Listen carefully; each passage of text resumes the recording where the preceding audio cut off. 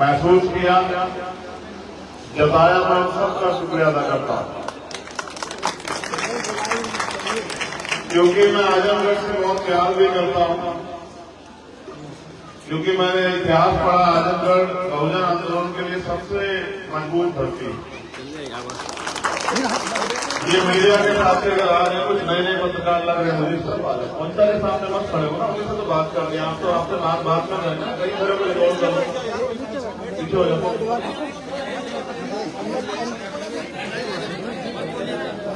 मेरे आज भी याद है, जब हम दूसरे बहुजन आंदोलन का इतिहास पढ़ते हैं तो पहला एमपी अगर कहीं से जीता, राम रमन यादव जी के रूप में वो यही आजमगढ़ की धरती से जीता। आप लोगों ने जब कुछ भी नहीं करा, मेहनत करके इस धरती से ताकत बनाना चाहिए।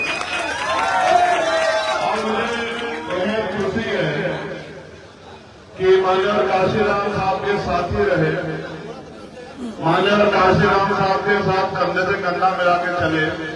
भाई राजीव खान साहब आज हमारे साथ जुड़े हैं। मैं उनको उनके साथियों को विश्वास दिलाता हूं कि जब हम हाथ पकड़ते हैं तो छोड़ते नहीं।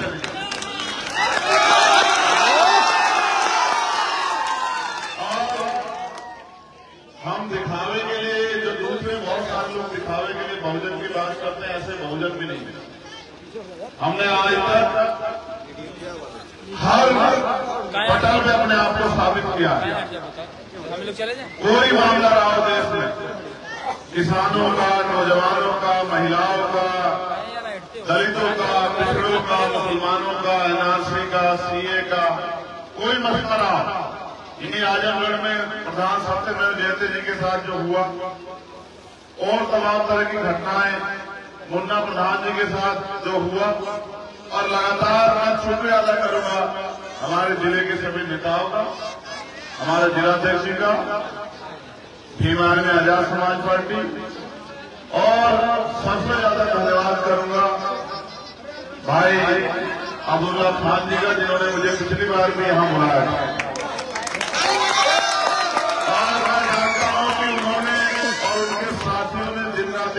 मेहनत की था, एक बहुत ऐतिहासिक प्रोग्राम कराया। मेरा भी बड़ा दिल खुश था, मगर राजस्थान चुनाव में व्यस्त होने के कारण मैं रात को 9:30 बजे पहुंचा।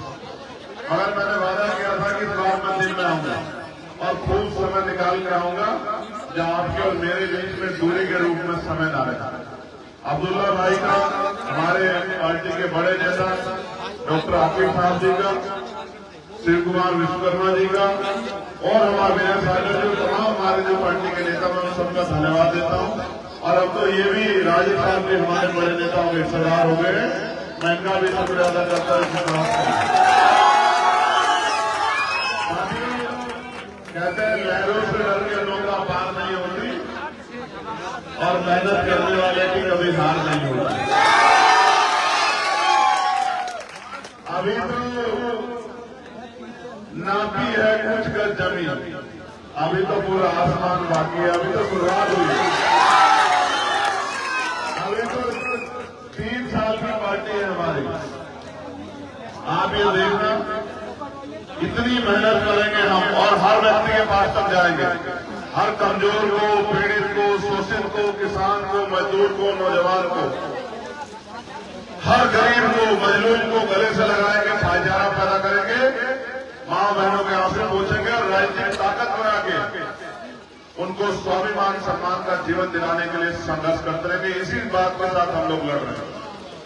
और क्योंकि नेताओं की जबान बंद करने के लिए राजीव भाई, आजकल सीबीआई, इनकम टैक्स का बड़ा जोर चल रहा है, झूठे मुकदमों और जेल का बड़ा जोर चल रहा है। लेकिन बुरा ये है उन लोगों के लिए कि इनमें से 5 चीजों का मेरे ऊपर जोर नहीं चलता।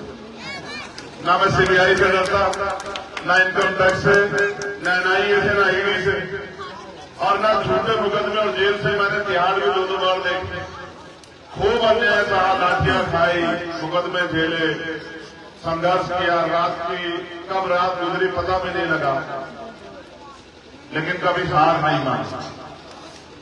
ये आज 15 तारीख है, कल के दिन 16 तारीख को छूटा था मैं एनआरसी के आंदोलन में।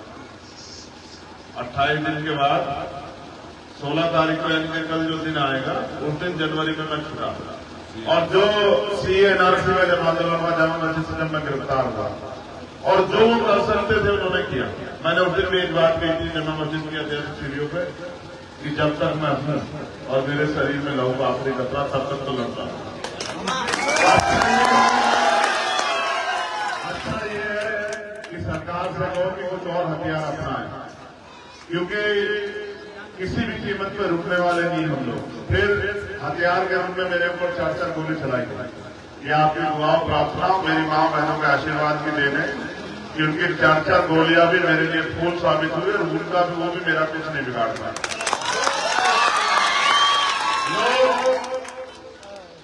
कुछ लोग पैसा कमाने के लिए राजनीति करते हैं, कुछ लोग दिखावे के लिए राजनीति करते हैं। मेरे लिए राजनीति कोई रोजगार व्यापार नहीं। आदमी के लिए सबसे ज्यादा जरूरी होती है उसकी जिंदगी, जो जिंदगी को दांव पे लगा दे। आप समझ सकते हैं कि मैं किन हालात में आज मेरे कंधों पे इस मुल्क के आईन को, इस मुल्क के संविधान को, इस मुल्क की एकता, अखंडता, भाईचारे को, इस मुल्क में कमजोरों मजलूमों के हक अधिकारों को बचाने की जिम्मेदारी और आजाद समाज पार्टी भीम आर्मी का एक एक नौजवान दिन रात मेहनत करके न आंधी देखना, न तूफान, न सर्दी, न गर्मी, न साधन संसाधन, इतनी तकलीफों के बाद भी उम्मीद से लड़ रहा है कि आने वाले कल में वो इन लोगों के लिए कुछ अच्छा कर सकेगा। आजादी मिली और आजादी में हम लोग जी रहे हैं, लेकिन इस आजादी को बरकरार रखना, इस आजादी के साथ एक और आजादी जुड़नी चाहिए कि सामाजिक और धार्मिक आधार पर जो गैर बराबरी के शिकार लोग हो रहे हैं अपने मुल्क और आर्थिक गैर बराबरी के जो शिकार हो रहे हैं उसमें पाबंदी लगनी चाहिए। उसकी तैयारी हम लोगों ने की और हम कोशिश कर रहे हैं कि अच्छे अच्छे साथियों को जोड़ के ताकत बना के और लोगों के लिए नए अवसर बनाए। आज की सरकार तो ऐसी है ताजिद भाई, किसानों के लिए कानून बनाए उनसे नहीं पूछे, ड्राइवरों के खिलाफ कानून बनाए उनसे नहीं पूछे, हर आदमी को व्यापारियों के खिलाफ कानून बनाए जीएसटी के उनसे नहीं पूछे, और नौजवान बेकारी होकर पढ़े लिखे नौजवान सड़कों पर घूम रहे हैं। अगर अपने हाथ की बात करने जाए तो लाठियां मिलती है। जब भी कुछ हो, अगर कोई सवाल करते तो एकदम सीधा एक लाइन कहते हैं कि धर्म विरोधी। ये मुल्क हम सबका, हम इसमें मेहमान नहीं है। और अगर कोई ये सोचता हो कि किसी भी झूठ से डर जाएगा तो डरेंगे नहीं। हम अपने हक अधिकार के लड़ेंगे और जब तक गैर बराबरी खत्म होकर बराबरी का अधिकार यहां नहीं मिलता हर कमजोर मजलूम को, तब तक हम लोग लड़ते रहते हैं, जब तक लोग जिंदगी में फंसा नहीं है।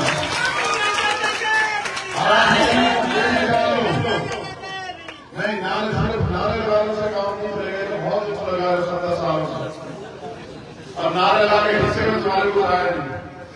अब तो संकल्प लेके जैसे दुश्मन कर रहा है काम कि वो सत्ता कैसे मिले, पावर कैसे आए, उस बात के लिए सोचो। अभी तो हमारे दूसरे साथी चुनाव लड़ने में नहीं आए, आप महसूस करो उन्होंने वोटें कटवा दी। आपको एहसास नहीं होगा इस चुनाव में वोट डालने की आपकी बस्तियों में कितनी वोट करते हैं। बड़े लिखे लोगों की जिम्मेदार लोगों की उस बात में खड़े होकर तमाशा देखेंगे। हमारी तैयारी अधूरी, इसलिए आप सबसे कह रहा हूं आप चिंता मत करो। कुछ लड़ाई लड़ने की जिम्मेदारी मेरे ऊपर छोड़ दो और अपने जिले के मजबूत करने की जिम्मेदारी आप सब लोग उठा लो। फिर कि बहुत जल्द एक ऐसा सूर्य निकलेगा इससे भी ज्यादा सुंदर, ये जो कुदरत ने बनाया इससे भी ज्यादा सुंदर, क्योंकि वो सूर्य कमजोरों मजलूमों के घरों में उजाला करेगा, इनके लिए तरक्की के रास्ते खोलेगा, गरीबों को हक देगा और सारे मजलूमों को इंसानियत के साथ स्वाभिमान सम्मान के साथ जीने के अवसर देगा। ऐसा मुल्क बनाने के लिए हम लोग को लड़ना है, क्योंकि जिसके पास पावर होगी वही तय करेगा कैसे चलेगा मुल्क। आज जैसे चल रहा है वो चला रहे जिसके पास पावर। अगर आपको अपने हिसाब से चलाना, ये गुलामी बेबसी लाचारी खत्म करनी है तो पावर अपने हाथ में लेकर सीधा सा फॉर्मूला, जिनके पास पावर होगी उनके साथ अन्याय नहीं है, न धर्म के नाम पे, न जाति के नाम पे, न मजहब के नाम पे, न जगह के नाम पे, कभी किसी के साथ अन्याय नहीं होगा जिनका राज होगा। इसलिए हम सब लोग मिलकर कोशिश करेंगे कि आजमगढ़ का ये भाईचारा बने, ये भाईचारा मजबूत हो और हर आदमी के आदमी को जोड़ के आज के बाद आजाद समाज पार्टी को ताकतवर करने का काम करेगा। आजाद समाज पार्टी हम सबकी पार्टी है, किसी एक की नहीं है, हम सबकी है। इसमें हमारी बराबर की हिस्सेदारी है। जिस दिन आप हमारी पार्टी का संविधान पढ़ोगे आपको पता लग जाएगा। हमने संख्या के आधार पर हिस्सेदारी दी, हर बार जब धोखा हुआ हमने लिखित में करके, कभी अधिकतम जाके वक्तव्य नहीं चलती है, हमने लिखित में करके सबको तय कर दिया कि किसकी कितनी हिस्सेदारी इस पार्टी में रहेगी और उसी हिस्सेदारी के साथ हमें आगे बढ़ना है। अभी अपने मांग उठाई और मैं मांग को मैं वादा करता हूं कि मांग पूरी होगी जिस दिन ताकत हमारे हाथ में कि देश के जो सरकारी पेंशन है उनमें संख्या के आधार पर जितनी संख्या वाली उतनी हिस्सेदारी, इस नियम का पालन होना चाहिए। दलितों की संख्या के आधार पर, पिछड़ों की संख्या के आधार पर, मुसलमानों की संख्या के आधार पर आरक्षण की व्यवस्था देश में होनी चाहिए। सारी नौकरियों, सारे साधनों संसाधनों में सबकी बराबर हिस्सेदारी होनी चाहिए। तब जाके मुल्क आगे बढ़ेगा। जब हमारे बच्चे भी कलम की ताकत उनके हाथ में होगी तब जाके देश में परिवर्तन आएगा। वरना कलम की ताकत उनके हाथ में रहेगी तो उनकी कलम हमें बर्बाद करने के लिए चलेगी, हमें आबाद करने के लिए नहीं चलेगी। जब कलम की ताकत हमारे हाथ में होगी तभी फैसले हमारे पक्ष में आएंगे। और अगर फैसले अपने पक्ष में करने हैं तो अपनी औलादों को पढ़ने के लिए प्रेरित करोगे, पढ़ लिख के आगे बढ़े। अगर दोनों व्यापार बनेंगे तो एक बार बेटा डॉक्टर इंजीनियर IAS IPS भी बने और देश की कुर्सी में बैठ के देश में योगदान करें, अपने लोगों के लिए पॉलिसी बनाए। अगर आपका आदमी नहीं होगा तो मैं मानता हूं, अगर आपका आदमी नहीं होगा तो आपकी बात नहीं होगी, और अगर आपका आदमी होगा तो आपकी बात हो। तो बहुत शुक्रिया इस प्यार के लिए मुड़ियार के सभी क्षेत्रवासियों का, ग्रामवासियों का और भाई अली खान साहब के सभी साथियों का, और मुझे बुलाने के लिए भाई अब्दुल्ला का, ये मेरा प्यारा भाई जरा, ये उस दिन बड़ा वो हो गया, बड़ा तकलीफ में था जब मैं लेट आया। इसका दिल थोड़ा सा कमजोर पड़ गया क्योंकि बहुत मेहनत करना है, उसको पता था मेहनत की कर क्या होती है। तो मैंने इसे कहा कि हिम्मत है, अभी तो लड़ाई शुरू भी नहीं हुई, अजान हो